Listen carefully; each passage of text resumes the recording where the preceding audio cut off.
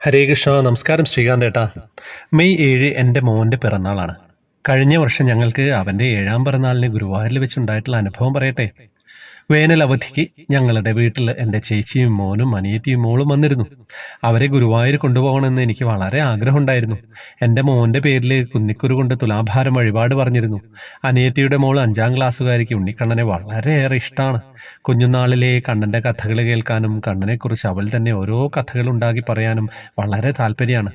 എൻ്റെ സഹോദരിമാരുടെ വീട് വെച്ച് നോക്കുമ്പോൾ ഞങ്ങൾക്ക് ഗുരുവായൂർ വളരെ അടുത്താണ്. അവർക്ക് വല്ലപ്പോഴും മാത്രമേ ക്ഷേത്രത്തിൽ വരാൻ സാധിച്ചിരുന്നുള്ളൂ. ദേവസ്വം ബോർഡിലെ ഏട്ടൻ്റെ സുഹൃത്തുള്ളതിനാൽ അന്ന് കണ്ണനെ കാണാൻ അവസരം ഒരുക്കാമെന്ന് പറഞ്ഞിരുന്നു. ഞങ്ങൾ എപ്പോഴും ഇങ്ങനെ ചെയ്യാറില്ല. ചേച്ചിയുടെ മോൻ +2 എക്സാം റിസൾട്ട് കാത്തിരിക്കുന്ന സമയമായിരുന്നു. അവൻ കുറച്ച് ചിന്ത തലയ്ക്ക് പിടിച്ച കൂട്ടത്തിലായിരുന്നു. ചെറുപ്പത്തിൽ കണ്ണൻ്റെ കഥകൾ കേൾക്കാൻ ഇഷ്ടമായിരുന്നു. ഞങ്ങളുടെ മോള് 10ാം ക്ലാസ്. അവൾക്ക് അന്ന് വരാൻ പറ്റിയില്ല. അങ്ങനെ ഞങ്ങൾ മെയ് 7 രാവിലെ ഗുരുവായൂരിലേക്ക് പോയി. വണ്ടിയിലിരുന്ന് ഗുരുവായൂർ ക്ഷേത്രത്തിൻ്റെ ചരിത്രവും മമ്മിയൂരിൻ്റെ മഹിമയും എല്ലാം പറഞ്ഞു. കണ്ണനെ കാണുന്നതിന് മുൻപ് മമ്മിയൂരപ്പനെ തൊഴാൻ പറ്റിയെങ്കിലെന്ന് ഞാനും ഏട്ടനും പറഞ്ഞു.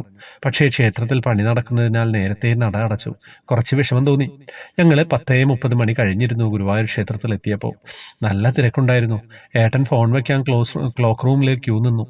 ഞാൻ മക്കളെയും കൂട്ടി പുറത്ത് ദീപസ്തംഭത്തിന് മുമ്പിൽ തൊഴാനും നിന്നു. മോൻ കുറച്ച് കുറുമ്പനാണ്. അവൻ പറഞ്ഞു അമ്പലത്തിൽ കയറുന്നതിന് മുമ്പ് സംഭാരം കുടിക്കണം. ഞങ്ങൾ വരുമ്പോൾ സ്ഥിരമായിട്ട് പടിഞ്ഞാറേ നടയുടെ അറ്റത്ത് റോഡിലുള്ള കടയിൽ നിന്ന് സംഭാരം വാങ്ങിക്കാറുണ്ട്. പക്ഷേ കിഴക്കേ നടയിൽ എവിടെ കിട്ടുമെന്ന് എനിക്കറിയില്ലായിരുന്നു. അന്വേഷിച്ചു പോകാൻ സമയവുമില്ല. തുലാഭാരം നടത്താനുണ്ടല്ലോ. ക്ഷേത്രത്തിൽ നട അടയ്ക്കാനും സമയമായി. ഏട്ടൻ ഫോണ് വെച്ച് വന്നിട്ടുമില്ല. എന്തു ചെയ്യും? ചേച്ചിയുടെ മോൻ്റെ കൂടെ 2 ആളും സംഭാരം വാങ്ങാൻ പോയി. ഏട്ടനെ കാത്ത് ഞാൻ വഴിയിൽ നിന്നു, കുട്ടികൾ പോകുന്നത് നോക്കിക്കൊണ്ട്. അവർ കുറച്ചൊന്ന് നടന്നപ്പോൾ ചെറിയൊരു ആൾക്കൂട്ടം സൗജന്യമായിട്ട് സംഭാരം നൽകുന്നു. അത്ഭുതം. വളരെ സന്തോഷമായി. അപ്പോഴേക്ക് ഏട്ടന് വന്നു. എല്ലാവരും സംഭാരം കുടിച്ചു. ഞങ്ങൾ തുലാഭാരം നടത്തുന്ന ക്യൂവിൽ നിന്നു. നല്ല തിരക്ക്. കുറച്ച് കഴിഞ്ഞപ്പോൾ നട അടച്ചു. ഇനി 12:30 നട തുറക്കുമ്പോഴേ വഴിപാട് ചെയ്യാൻ പറ്റൂ. ഏട്ടൻ പറഞ്ഞു നമുക്ക് മമ്മിയൂരിൽ പോയി വരാം. ഞങ്ങൾ അവിടെ പോയി. നട അടച്ചെങ്കിലും ഞങ്ങൾ നന്നായി തൊഴുതുട്ടോ. കണ്ണനെ കാണുന്നതിന് മുമ്പ് മമ്മിയൂരപ്പനെ തൊഴുതു വരുമോ എന്ന് കണ്ണൻ പറഞ്ഞതുപോലെ. അവിടെ അന്ന് അന്നദാനം ഉണ്ടായിരുന്നു. അധികം തിരക്കില്ല. സാമ്പാറും തോരനും അച്ചാറും എല്ലാവരും കഴിച്ചു. പകുതിയായി. എന്നിട്ടും മോൻ ചോറ് കൊണ്ട് കളിച്ചിരിക്കുന്നു. അപ്പോൾ കുറച്ചകലെ നിന്നൊരു ചോദ്യം, മോര് വേണോ? അവൻ സന്തോഷത്തോടെയും അത്ഭുതത്തോടെയും ഉറക്കെ പറഞ്ഞു വേണം. വിളമ്പുന്ന ആൾ ഒഴിച്ചുകൊണ്ടിരുന്നു. അവൻ്റെ വലിയ പാത്രം മോര് പകുതിയാകുമ്പോഴേ അയാൾ അവനോട് കുടിക്കാൻ പറയും. പിന്നീട് വീണ്ടും ഒഴിച്ചു കൊടുക്കും. ഇന്ന് പിറന്നാളാണെന്ന് അറിയിച്ചതോടെ അയാൾ അവിടെ നിന്ന് മാറാതെ മോന് വയറ് നിറയുന്നത് വരെ ക്ഷമയോടെ വാത്സല്യപൂർവ്വം മോരൊഴിച്ചുകൊണ്ടിരുന്നു. ആ പന്തിയിൽ ഞങ്ങളല്ലാതെ ആരും തന്നെ അപ്പോഴുണ്ടായിരുന്നില്ല. എന്നിട്ടും വിളമ്പുന്ന ആരും ഞങ്ങളോട് ഒരു തൃപ്തിയും കാണിച്ചില്ല കേട്ടോ. 12 തവണയെങ്കിലും അദ്ദേഹം മോരൊഴിച്ചു കൊടുത്തു. അവൻ്റെ കുഞ്ഞു വലിയ വയറിൽ കസവും കൊണ്ട് ഇറുകി കിടന്നു. അത് അയച്ചുപിടിപ്പിച്ചു. അവനെ നോക്കി എല്ലാവരും കളിയാക്കി. വയറും മനസ്സും നിറച്ച് ഞങ്ങൾ വീണ്ടും ഉണ്ണിക്കണ്ണൻ്റെ അടുത്തേക്ക് പോയി.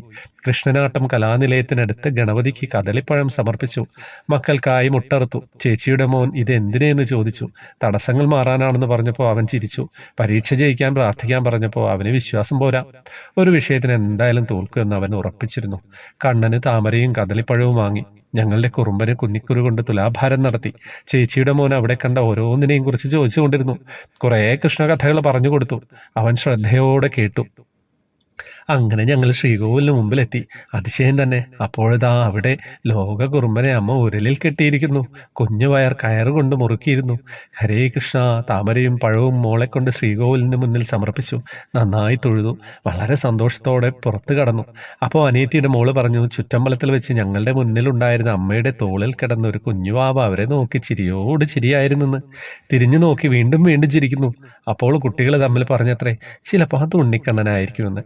അവർ 2 ആളും കണ്ടു. ഞങ്ങൾ കണ്ടില്ല. പുറത്ത് കടന്ന് അവൾ പറഞ്ഞു, അതാ ഞങ്ങൾ പറഞ്ഞ ഉണ്ണിവാവ. അയ്യോ, ഉറങ്ങിപ്പോയല്ലോ. ഞാനും ഒരു ഉണ്ണിയെ കണ്ടു. ആ കുട്ടിയാണ് അവർ ശ്രീകോവിലിന് മുന്നിൽ വെച്ച് കണ്ടതെന്നറിയില്ല. പാൽപ്പായസം കുടിച്ചു. മമ്മിയൂരപ്പൻ്റെ ഗണപതി ഭഗവാന്റെയും ഉണ്ണിയപ്പൻ്റെയും അനുഗ്രഹം വാങ്ങി സന്തോഷത്തോടെ ഞങ്ങൾ തിരിച്ചു. ഒരു കാര്യം കൂടി പറയട്ടെ. ചേച്ചിയുടെ മോൻ +2 കുഴപ്പമൊന്നുമില്ല, അത് ജയിച്ചു.